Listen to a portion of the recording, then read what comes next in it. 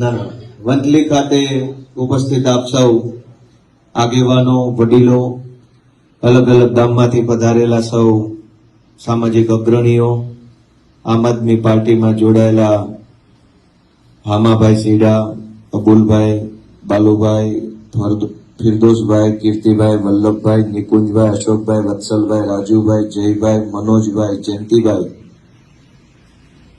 લોસાળાથી વીરાભાઈ, ડાંગર ખીમાભાઈ, પોલાભાઈ માત્રા, બીરાભાઈ ડાંગર, ખીમાભાઈ, રામાભાઈ, રમેશભાઈ, ભૈલાભાઈ જાદવ, ખોખડા, જે કઈ વડીલો આજે આમ આદમી પાર્ટીમાં જોડાયા છે એ બધાનું હું આમ આદમી પાર્ટીમાં હૃદયપૂર્વક સ્વાગત કરું છું. દોસ્તો, આજે આપણે બધા અહીં એક અત્યંત મહત્વનું કામ કરવા એકઠા થયા છીએ. એ કામ શું છે? એ કામ એવું છે કે વિસાવદર વિધાનસભાના ખેડૂતોએ જે સંદેશ આપ્યો છે એ સંદેશ ઘર ઘર સુધી, વ્યક્તિ વ્યક્તિ સુધી પહોંચાડવાની જવાબદારી લેવા માટે અહીં આપણે એકઠા થયા છીએ. આપણે સૌ જાણીએ છીએ કે છેલ્લા અનેક વર્ષોથી ગુજરાતમાં ભાજપની સરકારે ભયનો માહોલ ફેલાવ્યો. ચારો દિશામાં માત્ર ને માત્ર ભય, સરકારી તંત્રનો ભય, ભાજપના નેતાઓનો ભય, પોલીસ તંત્રનો ભય, ગુંડા બુટલેગરોનો ભય, કોન્ટ્રાક્ટરો અને ટેન્ડર કરવા વાળા લોકોનો ભય, સિસ્ટમમાં બેઠેલો દરેક માણસ માત્ર ને માત્ર વ્યક્તિઓને, જનતાને દબાવવાનું કામ કરે, ભય આપે, ધમકી આપે, દાબમાં રાખે અને દબાણમાં રાખી અને જનતા ઉપર જુલમ કરે, એવું છેલ્લા 35-40 વર્ષથી આપણે જોતા આવ્યા છે. એક તબક્કો એવો આવ્યો કે આખા ગુજરાતની જનતાને એમ લાગવા માંડ્યું કે હવે આનું કાંઈ નહીં થાય, આ ભાજપને નહીં કોઈ હરાવી શકે, ગમે એમ કરો પણ છેલ્લે બધું હવે પછી ભાજપ જ નીકળે છે. એટલે એક હતાશા આવી લોકોમાં, નિરાશા આવી, ડર આવ્યો. હું કંઈક કરીશ ને મને કંઈક કરી નાખશે તો, અને હું કરીશ તો મારું ઉપજશે કે નહીં ઉપજે, મને કોણ ટેકો આપશે, મારે શું કામ કાંઈ કરવું જોઈએ, કોઈને વાંધો નથી તો મારે વાંધો નથી લેવો, મારે ચલાવી લેવું છે. આવા પ્રકારે હજારો લોકોમાં એક હતાશા આવી ગઈ, એક નિરાશા આવી ગઈ, અને નિરાશામાં હજારો લોકોએ કાં તો રાજકારણમાં રસ લેવાનું જ બંધ કરી દીધું, અને જેને રસ લેવાનું બંધ નહોતા કરી શકે એમ એ ભાજપમાં વયા ગયા. સરવાળે વિરોધ પક્ષો નબળા બનતા ગયા, જનતાનો અવાજ બંધ થતો ગયો, અને ભાજપ છે એ માથે ચડતું ગયું ને દાદાગીરી કરતું ગયું. આ પરિસ્થિતિ 40 વર્ષ દરમિયાન થઈ. વચ્ચેનો ગાળો એવો આવ્યો કે ગુજરાતભરમાં અનેક નવા નેતાઓ આવ્યા. આમ જનતાને એમ થયું કે હાલો ભાઈ આ કંઈક કરે એવો લાગે છે, હાલો. જેવા પાછળ લટક્યા હતા ભાઈ ગબલીને વયા ગયા. બીજો નેતા આવ્યો, પબ્લિકે ટેકો આપ્યો, એને દગો કર્યો. ત્રીજા આવ્યા, એને દગો કર્યો. થોડો ઘણો જે વિશ્વાસ કે થોડી ઘણી જે આશા વધી હતી પબ્લિકની, એ બધી આશા કેટલાક દગો કરનારા નેતાઓએ તોડી નાખ્યો. સરવાળે એવું થયું કે હવે તો કાંઈ કરવું જ નથી. એવા હતાશા ભર્યા સમયમાં, એવા નિરાશાના સમયમાં પબ્લિક એક બાજુથી કેટલું કહેવા માંગતી હોય અને એક બાજુ કશું જ ન બોલી શકે, એવી લાચારી ભરી પરિસ્થિતિમાં વિસાવદરની જનતાએ ક્રાંતિ કરી. આમ આદમી પાર્ટીના ખોવડે કોડિયું કર્યું, પણ એનું અજવાળું આખા ગુજરાતમાં પહોંચ્યું. દોસ્તો, હવે એ સંદેશ, વિસાવદરે જે સંદેશ આપ્યો, એ સંદેશ આપણે વ્યક્તિ સુધી પહોંચાડવાની જવાબદારી આજથી આ હોલમાંથી લઈને બહાર જવાનું છે. સંદેશ શું આપ્યો વિસાવદરના લોકોએ? એમણે મહત્વના 3 સંદેશ આપ્યા છે. પહેલો સંદેશ કે ભાજપ પાર્ટી હારવાને લાયક પાર્ટી છે, ભાજપ પાર્ટી હારવી જ જોઈએ, આવી હલકી માનસિકતા ધરાવતી પાર્ટી ક્યારેય જીતવી ન જોઈએ. એ પહેલો સંદેશ વિસાવદરની જનતાએ આખા ગુજરાતને આપવાનું કામ કર્યું છે કે આ પાર્ટી ન જીતવી જોઈએ ભાજપ. એનો અધિકાર નથી ચૂંટણી જીતવા ઉપર. એની માનસિકતા એવી છે કે સમાજના તમામ વર્ગ સાથે અન્યાય કરે છે, અને એટલે આ પાર્ટીને ક્યારેય જીતવા દેવાય નહીં. અને એટલે જ વિસાવદર વાળા તો ક્યારેય નથી જીતવા દેતા. ચૂંટણી જે આવી હોય એ આવી જાય. વિસાવદરમાં હોય એટલે પિક્ચર ક્લિયર જ હોય કે ફેલ થવાનું જ ભાજપ. તો વિસાવદરની જનતાએ પહેલો સંદેશ આપ્યો કે ભાજપ હારવાને લાયક પાર્ટી છે, કોઈ સંજોગોમાં જીતવી જોઈએ નહીં. એની કાળજી આપણે બધાએ લેવાની છે અને આ વાત લોકો સુધી પહોંચાડવાની છે. બીજો સંદેશ કે ભાજપ પાર્ટીને હરાવી શકાય છે, આ સૌથી મોટો સંદેશ એને આપ્યો છે.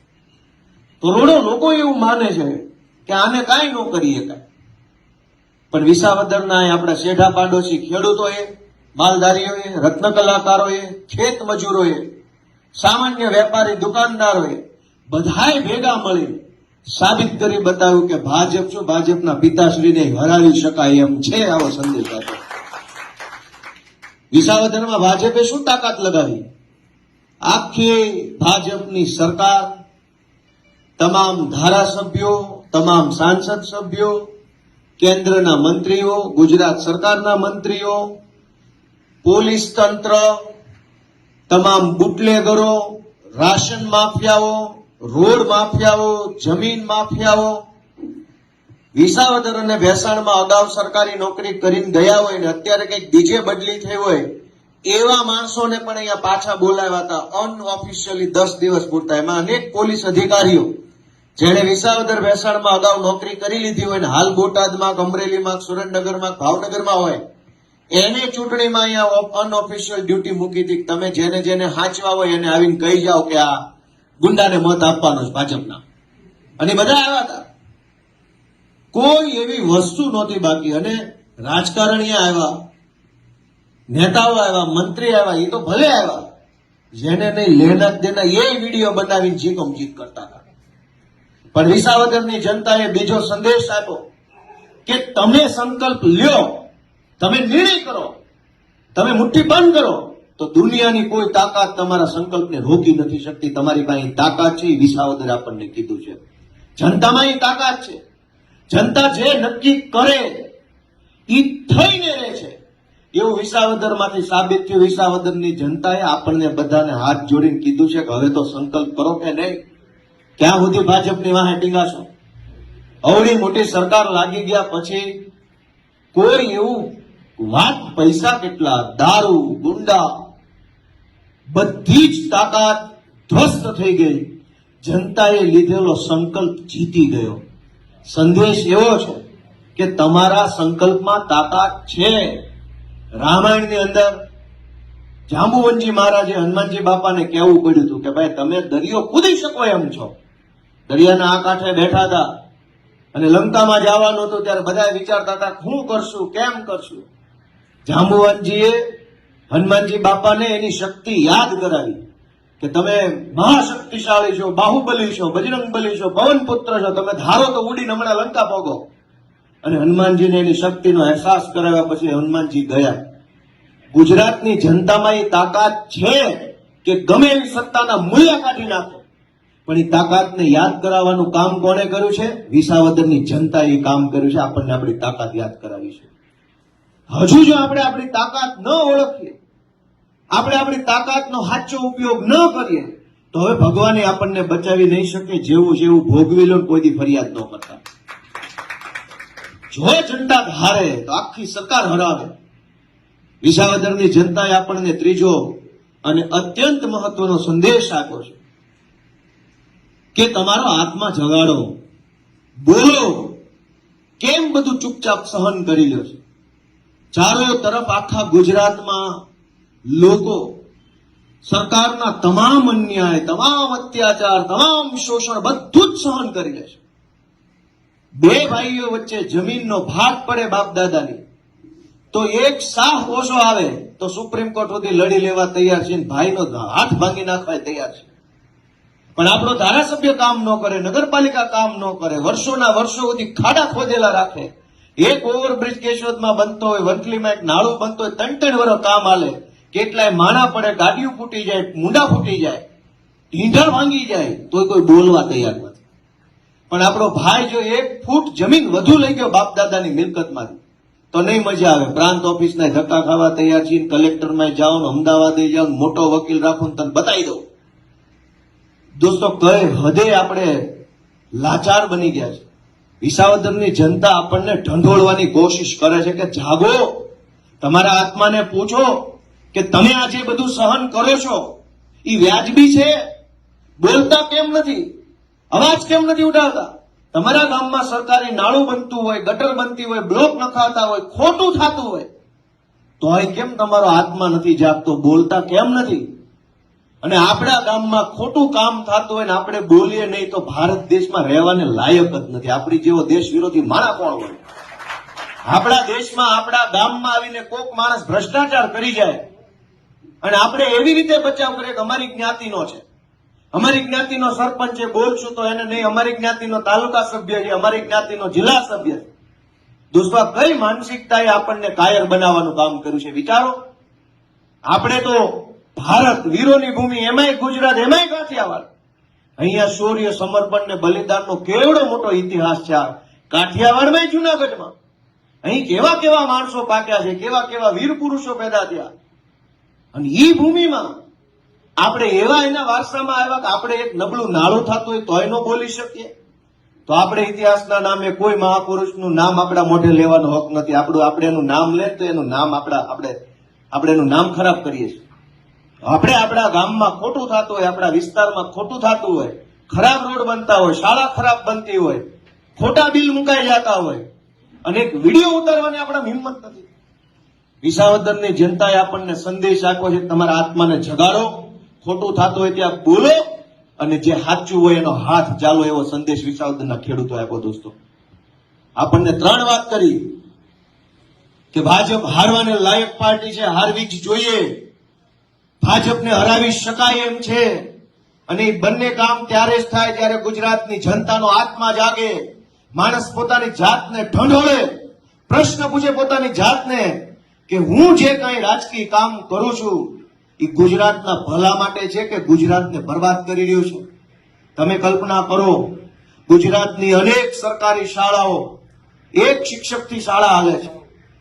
આખી શાળામાં 200, 300, 400 વિદ્યાર્થી હોય, શિક્ષક માત્ર 1 હોય. જ્ઞાતિના નામે આપણે મત તો આપીએ છીએ પણ આપણી જ જ્ઞાતિનો છોકરો જે શાળામાં ભણે છે ત્યાં શિક્ષક નથી, એ વાતની ચિંતા આપણને થતી નથી. આપણી અંદરનો માણસ મરી ગયો હોય તો જ આવું થાય. આપણને આપણી જ્ઞાતિનો નેતા કોણ છે એ દેખાય છે પણ આપણી જ જ્ઞાતિના એક છોકરાને ભણતર નથી મળતું, એની જિંદગી બગડે છે, એને મજૂરીઓ કરવી પડશે, એ ચિંતા આપણને કેમ નથી થતી? કેમ કે આપણી અંદરનો આત્મા મરી ગયો છે, માણસ મરી ગયો છે. હવે આપણે ખાલી હરતું ફરતું ખોખું વધ્યા છે. દોસ્તો, અમે તો વિનંતી કરીએ છીએ કે રાજકારણમાં તમે અમારા કરતા વધારે દુનિયા જોઈ છે, જાજા નેતા જોયા, જાજી પાર્ટી જોઈ છે, જાજા મત આપ્યા છે, પણ આત્મા ક્યારે જાગશે આપણા બધાનો? એ તો અમારી વિનંતી છે. હું, ઈશુદાન ગઢવી, પ્રવીણ રામ, રાજુભાઈ કરપડા, ચૈતરભાઈ વસાવા, યુવરાજસિંહ જાડેજા, આ બધા કોણ છે? એક સામાન્ય ઘર પરિવારમાંથી આવતા વ્યક્તિઓ છે.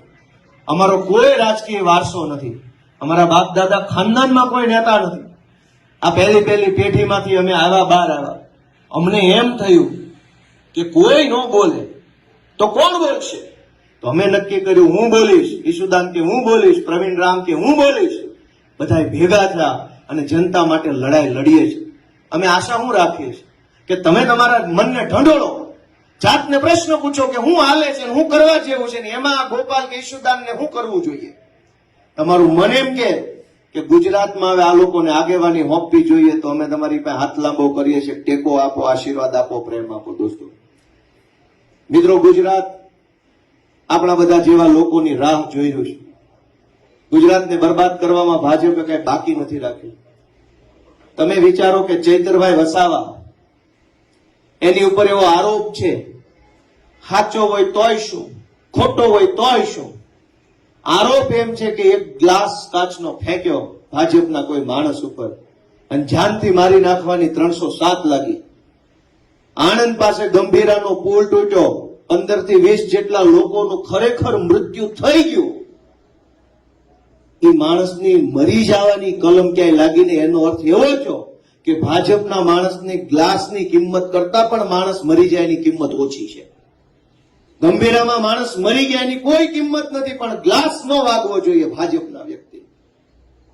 સેકન્ડ ક્લાસ સિટીઝન, બીજા દરજ્જાનો નાગરિક, ભાજપનો આગેવાની પહેલા દરજ્જાનો નાગરિક, એ આપણા કરતા ઊંચો, એ આપણા કરતા મહાન, અને આપણે બધા પછી એની નીચે, આપણે એના કરતા નાના, આપણે એના કરતા નિમ્ન. માણસ મરી જાય એની કોઈ કિંમત નથી. ભાજપ વાળાને ગ્લાસ નો અડવો જોઈએ. ગ્લાસ કરતા માણાના જીવની કિંમત સસ્તી કરી નાખે છે. અને છતાંય આપણામાંથી કોઈનો આત્મા ન જાગે તો આપણે એમ સમજવાનું કે આપણી અંદરનો માણસ મરી ગયો, હવે ખોખું વધ્યું છે, ભલે ગમે ખોખું ફેર્યા કરે. આપણે સમાજમાં રહેવા વાળા લોકો છીએ. સમાજમાં બનતી દરેક દુર્ઘટના એના વિશે આપણને દાજવું જોઈએ. જે કંઈ પણ બને છે એ ભલે મારી હારે ન બને, પણ સમાજમાં બન્યું છે એનો અર્થ એવો થયો કે મારી આસપાસમાં બન્યું છે, માટે મને કંઈક થવું જોઈએ, મને કંઈક થઈ જવું જોઈએ કે આ ખોટું છે કે સાચું છે. પણ દોસ્તો, હજારો લોકોએ પોતાનો આત્મા હુવડાવી દીધો છે. વિસાવદરથી વિનંતી આવે છે, ખેડૂતો હાથ જોડે છે કે ક્યારે જાગશો, ક્યારે બોલશો, શું કામ નથી બોલતા, કોની બીક રાખો છો, અને બી જઈને મૂંગા રહીને ફાયદો શું છે? બોલશો તો કંઈક થશે, મૂંગા રહેશો તો શું થવાનું છે? ગુજરાતમાં રોજ સવાર પડે કંઈક ને કંઈક બ્રિજ તૂટી જાય, પેપર ફૂટી જાય, ડ્રગ્સ આવી જાય, બુટલેગરો પોલીસને મારી જાય. સરકાર એક જ વાતનું રટણ ચાલુ રાખે છે, કડક કાર્યવાહી કરવામાં આવશે. કડક કાર્યવાહી ગુંડા ઉપર તો થાય એવું ક્યારે આપણે જોયું નથી, પણ નાના માણસો ઉપર બહુ કડક કાર્યવાહી કરવાનું આપણે રોજે રોજ જોઈ રહ્યા છે. એક લાચાર ખેડૂત, ગરીબ માણસ પોતાના ખેતરે ઓયડી ઉપર એક લેમ્પ લગાડ્યો હોય તો વીજળી વિભાગ વાળા આવીને કડક કાર્યવાહી કરી જાય છે, દંડ આપી જાય છે, પાછળથી મેમા મોકલી દે છે, પુરવણી બિલ મૂકી દે છે, 35,000, 50,000 લાખનો દંડ આપી જાય છે. લાચાર માણસ જોવો તો કડક કાર્યવાહી, અને કડક માણસ સામો આવી જાય તો લાચાર થઈ જાય છે આખી સરકાર. આ પરિસ્થિતિને કોણ બદલશે?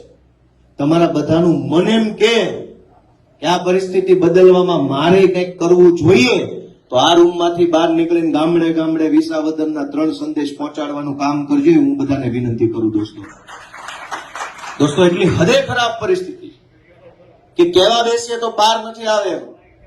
અનેક પીડાઓ છે, અનેક અનેક અનેક અનેક પીડાઓ છે, અને સાંભળવા વાળો કોણ?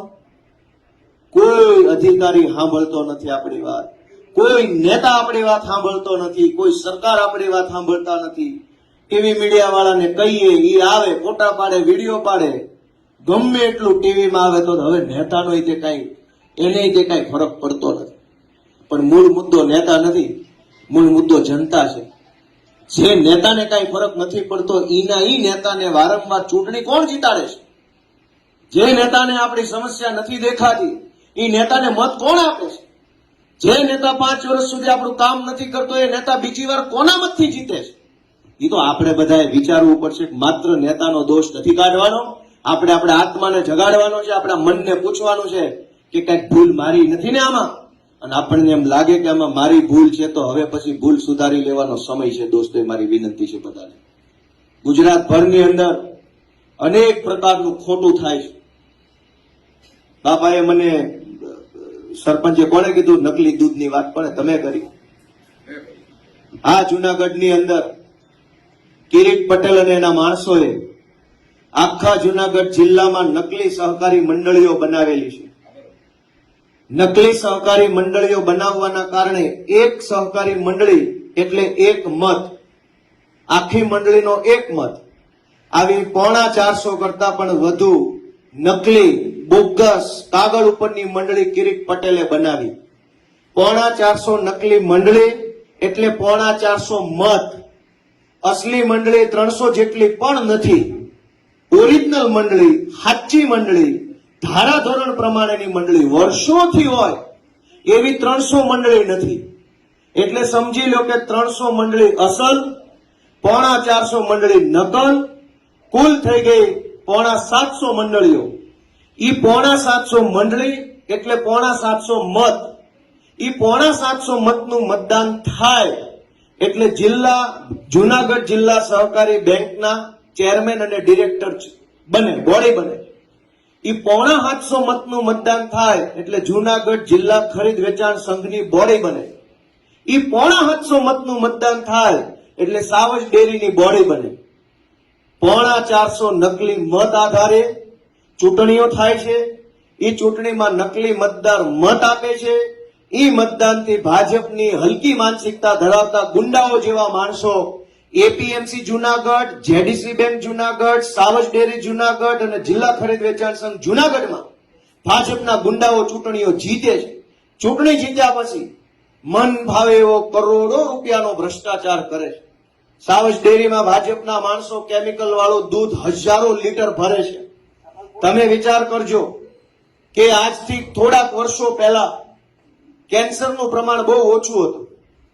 આજ તમે તમારી આસપાસમાં જોજો, હજારો લોકો કેન્સરના રોગી છે. વંથલીમાં, કેશોદમાં, વિસાવદરમાં, માંગરોળમાં, માણાવદરમાં અનેક મહિલાઓ પણ કેન્સરને પીડિત છે. અને બાનું એવું બતાવે છે કે તમે દવા છાંટો છો ખેતરમાં એટલે આવું થાય. નહીં, એ વાત ખોટી છે. દૂધની અંદર પ્યોર કેમિકલ નાખવામાં આવે છે. એ કેમિકલ વાળું દૂધ સાવજ ડેરીમાં ભાજપના માણસો ભરે છે. સાવજ ડેરીમાં પેકિંગ થાય છે. એ પેકિંગ વાળો માલ આપણે બીજા ત્રીજા દિવસે ખરીદીને પી જઈએ, પછી થાય છે આપણને કેન્સર. દવા તો વર્ષોથી છટાઈ છે. હમણાં જ ક્યાં કેન્સર વધ્યા? દવા કઈ 5 વર્ષથી થોડી ચાલુ કરી, દવા તો 20 વર્ષથી છટાઈ છે. બહુ જૂના જમાનામાં મોનોકોટોફોસ થી ચાલુ થયેલું, તેથી કોઈને કેન્સર ન થયા. અને દવા તો પાંદડા ઉપર છટાઈ ગઈ. પણ તોય જુનાગઢ સાવજ ડેરીના ભાજપના મળતિયાઓ નકલી મંડળીના આધારે, નકલી મતદાનના આધારે ચૂંટણી જીતીને સાવજ ડેરીમાં બેસે, કેમિકલ વાળું દૂધ વેચે, કરોડો લોકોના જીવન સાથે ખિલવાડ થઈ રહ્યો છે. પણ આપણો આત્મા નથી જાગતો. શું કામ? આપણો આત્મા હિન્દુ, મુસલમાન, પાકિસ્તાનમાં ફસાઈ ગયો છે, ગારામાં આવી ગયો, કીચડમાં ફસાણેલા છે આપણે. આપણને આપણા જીવની ચિંતા નથી થતી કે આ કેમિકલ વાળું દૂધ કિરીટ પટેલ ને એના માણસો પીવડાવે છે, મરી જાવું. મોતની ચિંતા નથી, પણ પાકિસ્તાનની ચિંતા વંકલીમ બેહીને કરે છે લોકો. ક્યારે આત્મા જાગશે? ક્યારે આપણું મન જાગશે કે હું મરી જાવી પહેલા મારી તો ચિંતા કરું, ભારતની ન કરો તો કાંઈ નહીં, તમારા પોતાના જીવની અને સ્વાસ્થ્યની ચિંતા તો કરો. હમણાં રિપોર્ટ આવ્યો તો બ્રાઝિલ દેશમાંથી, અમેરિકાથી, ઓસ્ટ્રેલિયાથી, કેનેડાથી, દુનિયાના તમામ દેશમાંથી રિપોર્ટ આવ્યો કે ભારતમાં જે માણસને પીવાની દવા બનાવે છે, કફની દવા, તાવની દવા, બીજી ત્રીજી દવા, એ દવા અત્યંત હલકી ક્વોલિટીની દવા છે. ભારતની કંપનીઓએ, એમાંય ગુજરાતની, અમદાવાદની કંપનીઓએ કફની દવા, તાવની દવા જે બનાવી, એ દવા બ્રાઝિલમાં, કેનેડામાં, ઓસ્ટ્રેલિયામાં વેચી. ત્યાં લોકોએ દવા લીધી, માંદા પડ્યા, કેટલાક લોકોના મોત થઈ ગયા. ઈ પછી ઈ દેશની સરકારોએ આપણા દેશની કંપનીઓ પર પ્રતિબંધ મૂક્યો કે તમારી દવા અમારા દેશમાં નથી વેચવા દેવી. એવી હલકી કક્ષાની માણસની દવાઓ બનાવે છે.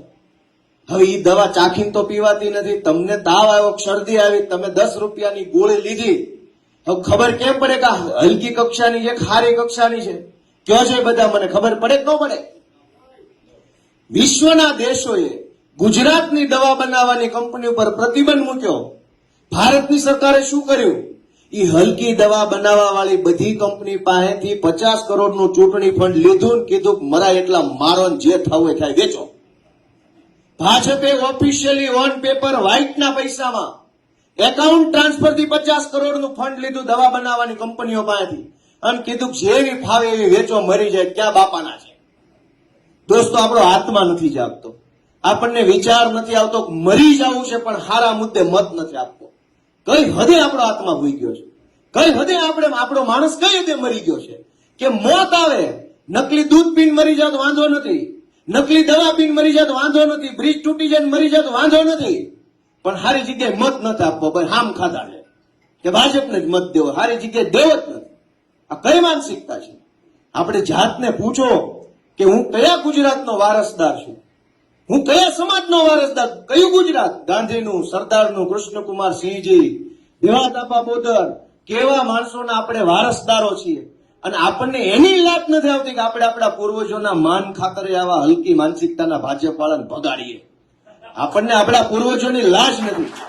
આપણે જેનું ગર્વ લેવા નીકળ્યા છે એની લાજ શું રાખીએ? આપણે એની જો લાજ રાખતા હોય સરદાર પટેલ કે ગાંધીજીની કે કૃષ્ણકુમારસિંહજીની કે જે કઈ મહાપુરુષો ગુજરાતમાં થયા એની લાજ રાખતા હોય તો આપણી અંદરનો આત્મા જાગી જવો જોઈએ, આપણું મન જાગવું જોઈએ કે બહુ ખોટું થાય છે અને કોકના મોત માટે થઈને ભાગીદાર બનવામાં મારો મત નહીં હોય. હવે યા તો હું ઘરે બેસીશ યા તો સારો માણસ જોઈને મત આપીશ, પણ કોક મરી જાય એમાં મારો મત ન હોવો જોઈએ. ગંભીરાનું નાળું તૂટ્યું, લોકો ગુજરી ગયા, સરકારે કીધું 23 ગાળા પૈકીનો એક ગાળો તૂટ્યો છે.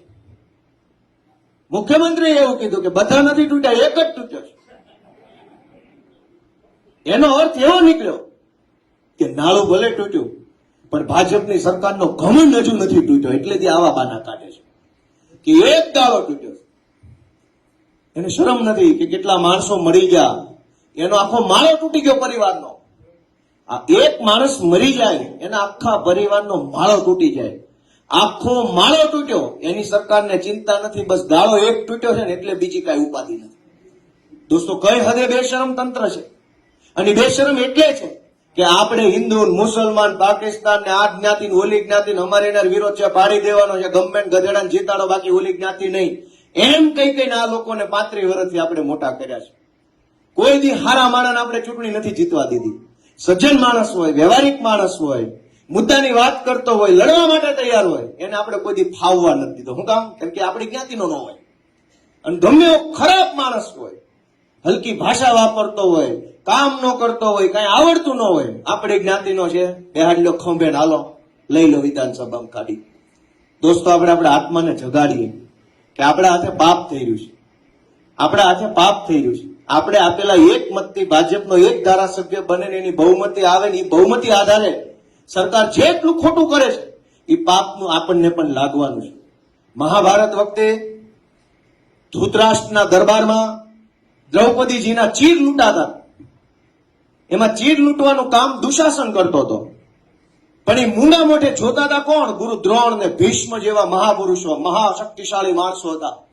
એ મૂંગા મોઢે જોતા. એને કીધું ને કે ભાઈ આ બધા ધંધા બંધ કરતા રહ્યા, બહેનો દીકરીઓ આ ન કરાય. એ કાંઈ ન બોલ્યા. ગુરુ દ્રોણ, ભીષ્મ, ધૃતરાષ્ટ્ર આ બધા જોઈ રહ્યા અને દુશાસન જેવો એક નબળો માણસ ચીરહરણ કરતો. આજ ગુજરાતમાં આ પરિસ્થિતિ છે. 4 પૈસાના ટપોરી, 2 પૈસાના બુટલેગરો, 1.5 પૈસાના જમીન માફિયાઓ, 3 પૈસાના સરકારી કેટલાક દલાલ, કેટલાક અધિકારીઓ ચીરહરણ કરે છે ગુજરાતની જનતાનું. અને મારી તમારી જેવા સજ્જન માણસો ચૂપચાપ તમાશો જોઈ રહ્યા છે. 4 પૈસાનો બુટલેગર આખા તાલુકામાં નાગાઈ કરતો હોય છે, પણ આખો તાલુકો એ તમાશો જોઈ રહે છે. 3 પૈસાનો એક માથાભારે માણસ હોય, 2 પોટલી મારી જાય, બજારે ગમે એમ લવારી કરે તો પોલીસ તમાશો જોવે, સરકાર તમાશો જોવે, જનતા તમાશો જોવે. દોસ્તો, જે હાલ મહાભારતમાં ચૂપ રહેવા બદલ ભીષ્મ, દ્રોણ ને ધૃતરાષ્ટ્રના થયા હતા, એ સજા આપણે ભોગવી રહ્યા છે. મૂંગા રહેવાની સજા ભોગવી રહ્યા છે. ખરાબ રોડ બને આપણે નથી બોલતા તો આપણે સજા ભોગવીએ છીએ. ખરાબ કામ થાય સરકારી કચેરીઓમાં આપણે નથી બોલતા, આપણે સજા ભોગવીએ છીએ. દોસ્તો, હું તો તમને એટલી વિનંતી કરવા આવ્યો છું, બહુ નાનો માણસ છું, ઉંમરમાં, અનુભવમાં, સ્થિતિ પરિસ્થિતિમાં તમારા બધા કરતા નાનો માણસ હું છું. એ વાત અલગ છે કે વિસાવદરની જનતાએ આશીર્વાદ આપીને મારું માન વધાર્યું છે, પણ મારું બેકગ્રાઉન્ડ, મારું જે પરિવાર, મારું જે કાંઈ સ્થળ, બહુ નાનો માણસ. મને બહુ જાજી ન ખબર પડે, પણ મને એટલી ખબર પડે છે કે આપણે આપણા મનને જગાડવાનું છે. આ બહુ આપણે સહન કરીએ છીએ, કહેવા બેસીસ તો પાર નથી આવે. એટલા પ્રશ્નો કરી હું ચર્ચા કરી. દરેક માણસ રીબાય છે, રોવાનું બાકી છે, કેમ કે રોતા ભૂંડા લાગી, રોતા કોઈ હારો ન લાગે જાહેરમાં કે હું કંટાળ્યો છું, મને નથી કાંઈ ટેકો મળતો. એટલે માણસ મરવા માટે જીવતો હોય એવું જીવન જીવે છે. આપણે બધાએ ભેગા મળીશું, સાથે હાલીશું, આપણે બધાએ આપણી મનને જગાડીને, આત્મા જગાડીને કામ કરીશું તો ગુજરાતને ભાજપના ભરડામાંથી છોડાવી શકીશું અને એક સારી દિશામાં લઈ જઈ શકીશું. દોસ્તો, હું તમારા બધા પાસે આશા રાખું છું કે માત્ર ચૂંટણી લક્ષી કામ નથી કરવાનું. ચૂંટણીઓ આવશે, જાશે, ઘડીક આ પાર્ટી જીતે, ઘડીક ઓલી પાર્ટી જીતે, ઘડીક ગોપાલભાઈ નેતા, ઘડીક રમેશભાઈ નેતા, એ બધું હાલે, પણ જ્યાં જરૂર પડે, જ્યાં ખોટું થતું હોય ત્યાં બોલવું એ આપણી લાઈફ ટાઈમ ડ્યુટી છે, જીવનભરની જવાબદારી છે. ચૂંટણી હોય કે ન હોય, બોલવું એ આપણી જવાબદારી, આપણી નોકરી છે. સમાજની નોકરી કરીએ છીએ આપણે બધા, સમાજથી મોટું કોઈ નથી. આપણે સમાજના નોકર છીએ અને એટલે આપણી કાયમી જવાબદારી છે જ્યાં ખોટું થાય ત્યાં અવાજ ઉઠાવો. એ આપણી સમાજ પ્રત્યેની કાયમી નોકરી છે. ચૂંટણી જે હોય તે, જે જીતે જે હારે, ઘડીકા એવું નથી કે ચૂંટણી હોય તો જ બોલવું. ચૂંટણી સિવાય પણ બોલતા શીખો, અવાજ ઉઠાવો. જીવનમાં પહેલી વાર બોલશો, પહેલી વાર અવાજ ઉઠાવશો તો કેટલાક નબળા તત્વો તમને દબાવવા ધમકાવવાની કોશિશ કરશે, પણ એને ગાંઠશો નહીં. પહેલી બીજી વાર જે કાંઈ આવે ને કહી દો ભાઈ થાય કરી લેજે, તો એ તમારું સરનામું ડિલીટ મારી દે કે અહીંયા ટાઈમ બગડે એવું છે, આને બીજી વાર ફોન ન કરો. કેમ કે આ આપણી દેશી ભાષામાં કરકોલે હાલ્યું છે, એવું બોલે છે ને આ બાજુ કરકોલે હાલે છે, પેધી ગયા છે. એક ફોન કરવાનો, હરેશભાઈ જોજો હો, હરેશભાઈ બી જાય તો ઓલાનું કામ થઈ ગયું. પણ હરેશભાઈ એમ કહી દે કાંઈ નહીં, જોવું જ છે, મોકલો, હું જોવાનું છે, તો બીજી વાર ફોન નથી કરતા. ભાજપ જેટલા કાયર માણસો, ભાજપ જેટલા ડરપોક માણસો, ભાજપ જેટલા એકદમ નકામા માણસો દુનિયામાં ક્યાંય મેં નથી જોયા દોસ્તો. એટલા કાયર માણસો છે, પણ સરકારની પાછળ છુપાઈને હાલે છે. હિંમત વાળા અમે માણસો છે, આખી ભાજપની સરકારની સામે લડીએ છીએ. મરદ અહીંયા ઉભા છે દોસ્તો, આ હોલની અંદર ઉભા છે. પોલીસની પાછળ હંતાઈને, કલેક્ટરની પાછળ હંતાઈને, ટીડીઓ ડીડીઓ આખા તંત્રની પાછળ ઉભા રહીને હોશિયારી મારવી એ કાયર લોકોના કામ છે. સરકાર આખી ફોજ લઈને આવે, આખી police, crime branch, LCB, bootlegger, પૈસા, મંત્રી તંત્રી તમામ એની સામે ઉભા રહે ને એ આમ આદમી પાર્ટીના યોદ્ધાઓ છે દોસ્તો, લીડર અમે છીએ. અને ભાજપના કાયર માણસો આમ જનતાને બીવડાવે. તમે કંઈક પોસ્ટ લખો, તમે કંઈક બોલો, વોટ્સએપના ગ્રુપમાં કંઈક નાખો, જ્ઞાતિના ગ્રુપની અંદર કંઈક લખો, જોજે હો, પછી જોજે હો. એક વાર તો હિંમત કરો, જે બતાવવાનું એ બતાવી, જોઈ લેવાનું થાય છે. એક વાર તો બોલીને બતાવો, જિંદગીમાં બીજી વાર હામાં નહીં મળે. અમે એને ઓળખી ગયા છીએ ને એટલે દર વખતે કે જે બતાવવાનું એ લઈને આવી જાજે, જોઈ લઈશું શું છે. અને એટલે હવે અમને નથી બીક લાગતી. હું તમને વિનંતી કરું છું, બોલો, અવાજ ઉઠાવો. ક્યાં સુધી લાચારી ભર્યું જીવન જીવશો? અને એવું જ જીવવું હોય, બીન જીવવું હોય, ડરીને જીવવું હોય, લાચારી ભર્યું જીવવું હોય, ભાઈ સાહેબ બાપા કરીને જીવવું હોય, વાંકા હાલવું હોય તો જીવવું શું કામ છે ભાઈ? હારા એગ્રો માંથી જે મળી લઈ લેવાની થાય ને પછી તો. એવું જ જીવવું હોય તો શું કામ જીવવું છે? એવું જ જીવવું હોય તો જીવવું શું કામ છે? ક્યાં કોઈ અહીંયા આપણને કઈ એફિડેવિટમાં લખાઈ લીધું નોટરી ઉપર કે રહેવું જ પડશે, બાના હમ છે. દોસ્તો હું વિનંતી કરું છું, નાનો માણસ છું, મારા શબ્દો કડવા છે પણ લાગણી કરવી નથી. મારી લાગણી એ છે કે ગુજરાતની જનતાનો આત્મા જાગે, પોતાની જાતને ઢંઢોળે, પ્રશ્ન પૂછે કે ખેડૂતો સાથે, ગામડાના માણસો સાથે, ગરીબો સાથે, રિક્ષા ચલાવતા વ્યક્તિ સાથે, રત્ન કલાકાર સાથે, એક સરકારી કર્મચારી સાથે, આ બધાયની હારે ભાજપ જે કરી રહી છે એ યોગ્ય છે કે અયોગ્ય છે એ પોતાની જાતને પૂછતા થઈ જાઓ. અને જે દિવસે તમારું મન એમ કહે છે ને કે અયોગ્ય છે તે દિવસે ગુજરાતમાં ભાજપની સરકાર નહીં હોય એ વાતની મને ખાતરી છે દોસ્તો. આપણે બધાએ બહુ સહન કરી લીધું છે, હવે આપણે બદલાવવાનો વારો આવ્યો છે દોસ્તો. ગુજરાતમાં અત્યાર સુધી કોંગ્રેસના કારણે ભાજપ જીતતું હતું. વર્ષોથી કોંગ્રેસના માણસો ભાજપના કવર ખાઈને જીવે છે. ભાજપમાંથી કવર આવી જાય દર મહિને, કોકને પૈસા મળે, કોકને ટેન્ડર મળે, કોકને કોન્ટ્રાક્ટ મળે, કોકે ગૌચર દબાવ્યું હોય તો ભાજપ વાળા વિરોધ ન કરે. કોંગ્રેસ વાળાએ વર્ષો સુધી ભાજપને જીવતા રાખવાનું કામ કર્યું છે. ભાજપનું ખાતર કોંગ્રેસ છે, ભાજપનું પાણી કોંગ્રેસ છે, ભાજપની દવા કોંગ્રેસ છે. ખાતર પાણીની દવા મળ્યા કરે ભાજપ તો હાલવાનું જ છે. કોંગ્રેસે કોઈ દિવસ જનતાનો અવાજ નથી ઉઠાવ્યો. આ વિસાવદરની ચૂંટણીમાં મને હરાવવા માટે કોંગ્રેસે કામ કર્યું, ભાજપની હારે મળીને કામ કર્યું.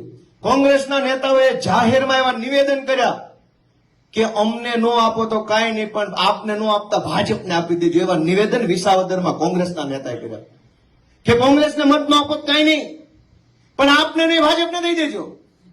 કઈ હદની માનસિકતા! અમારું ગઠબંધન હતું, નક્કી થયેલું. અહીં માણાવદરમાં પેટા ચૂંટણી આવી, વિજાપુરમાં આવી, વાઘોડિયામાં આવી, અહીં પોરબંદરમાં આવી. નક્કી હતું કે જ્યાં જ્યાં પેટા ચૂંટણી આવે, જે પાર્ટીનો ધારાસભ્ય ગયો હોય વિપક્ષમાંથી એ પાર્ટી ઉભો રહે. બધી જગ્યાએ કોંગ્રેસના ગયા હતા તેને ઉભા રાખ્યા. અહીંયા અમારો આમ આદમી પાર્ટીનો હતો તો અમારો વારો હતો. ચારે પાંચેય જગ્યાએ પેટા ચૂંટણી આવી, અમે ઉમેદવાર ન ઉભો રાખ્યો, અમારો વારો વિસાવદરમાં આવ્યો. ત્યારે ભાજપે કોંગ્રેસના બધા નેતાને બોલાવીને એવું કીધું કે ગોપાલને હરાવવામાં સાથ આપવાનો છે, નહીતર પછી તમારા પડીકા પેકેજ કોન્ટ્રાક્ટ કટકી બધું બંધ થઈ જાય દુકાન. અને બધા જ કોંગ્રેસ વાળા મારા વિરુદ્ધમાં પ્રચાર કરતા. એકેય મરદમાના કડીમાં જઈને પ્રચાર નહોતા કરતા. કોંગ્રેસમાં હતા એટલા બધા વિસાવદર હતા, કાં કડીમાં ન ગયા? ગોપાલ ઇટાલિયાને હરાવવા માટે ગોપાલ પોતે ચૂંટણીમાં નહોતો ઉભો. આ વખતે ગુજરાતના 54 લાખ ખેડૂતોએ ચૂંટણી લડતા હતા દોસ્તો, અને કોંગ્રેસે ખેડૂતોને હરાવવા માટે નીકળી. હું તો એક નિમિત્ત છું. હું કોણ? ગોપાલ કોણ? કાંઈ નહીં. ગોપાલ એટલે એક મામૂલી ખેડૂતનો દીકરો, એક વકીલ, એક યુવાન. હું કાંઈ મહાન નથી, પણ ગુજરાત આખાના ખેડૂતો, કરોડો લોકો, એની લાગણીઓ વિસાવદરની સીટ આરે જોડાયેલી હતી. હજારો માણસો રોજ સવારે દીવાબત્તી કરે ને ત્યારે વિસાવદરને યાદ કરતા હતા દીવાબત્તીમાં. વાત સાચી છે કે ખોટી? હજારો લોકો જે કઈ કામ ધંધે જઈને આખો દિવસ મગજમાં વિસાવદર વિશે વિચારતા હતા. શું થયું, કેમ થયું, ગોપાલનું શું થયું, ભાજપનું શું થયું. કરોડો લોકોની લાગણીઓ જે ચૂંટણી આરે જોડાઈ હતી, એ ચૂંટણીનું નિમિત્ત એટલે કે ગોપાલ ઇટાલિયાને હરાવવા માટે કોંગ્રેસે બધા જ ઉધામા કર્યા. પણ જનતાની તાકાત મોટી તાકાત છે. હું તમને વિનંતી કરું છું કે કોંગ્રેસ વાળાને હવે તમે જરાક ઓળખી લેજો. ભાઈ, આ પંથકમાં તમે ઘણો સમય આપ્યો છે, બદલામાં એને શું આપ્યું? અમાણાવદર, વંથલી, બાંટવા, કેશોદ, માંગરોળ, કોંગ્રેસને તમે શું નથી આપ્યું? વર્ષો સુધી મત આપ્યા. કોંગ્રેસના નેતા પૈસા વાળા થઈ ગયા, પણ ખેડૂતનો એક પ્રશ્ન ક્યારેય તાકાતથી વિધાનસભામાં કોઈ નતું થયો. એક પણ કોંગ્રેસનો નેતા 30 વર્ષમાં આ પંથકમાંથી જેલમાં 15 દી રહ્યો હોય તો મને કયો જાઓ. આખા જુનાગઢ જિલ્લો, ગીર સોમનાથ જિલ્લામાંથી જેટલા કોંગ્રેસના નેતાઓ, ધારાસભ્ય, જિલ્લા સભ્યો બન્યા, એમાંથી એક પણ માણસ 15 દિવસ જનતા માટે જેલમાં રહ્યા હોય તો દાખલો બતાવો. કોઈ જેલમાં નથી ગયા. શું કામ? બધા વેવાયું બની ગયા ભાજપ વાળા. ક્યાંથી જેલમાં? વેવાઈને કોણ પૂરે?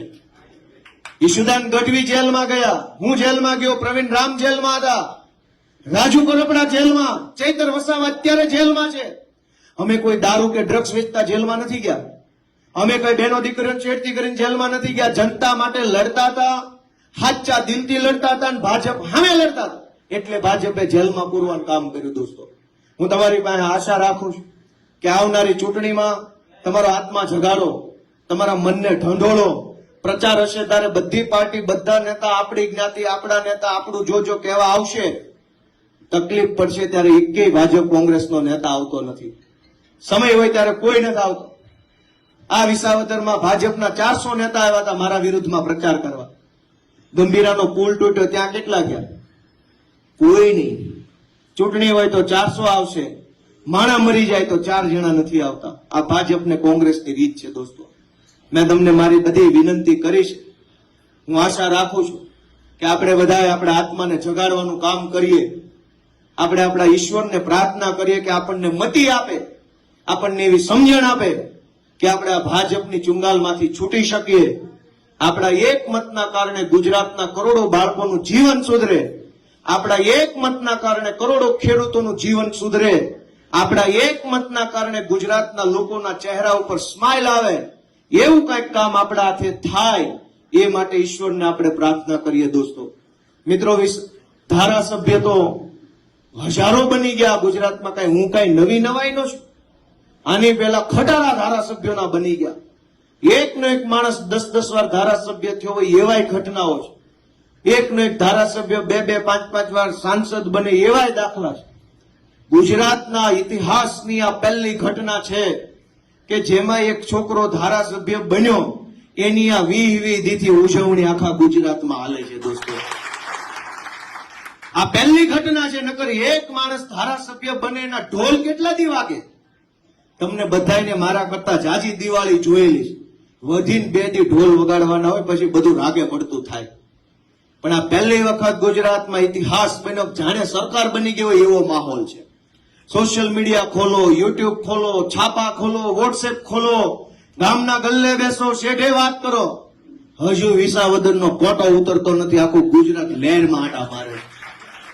તો કેટલો ગુજરાતની જનતાને કેટલી દબાવી હશે ભાજપે, ઈ પણ વિચારો.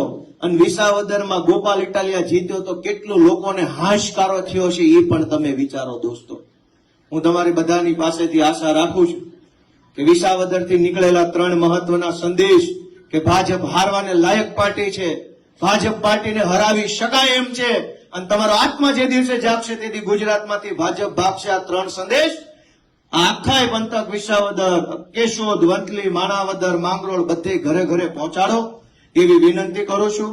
આપ સૌ અહીંયા